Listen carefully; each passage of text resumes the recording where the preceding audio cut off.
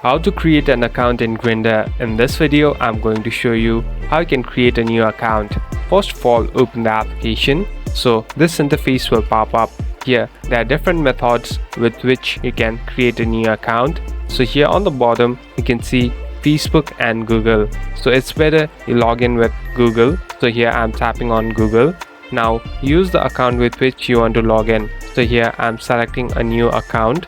So after you select the account, it will redirect it and it will even save all the data from which you have selected your account. So it will take some time, and as you can see, it's getting loaded. So after that, you can easily set up all your credentials, your full name and everything, and start using this dating app. Thank you for watching this video.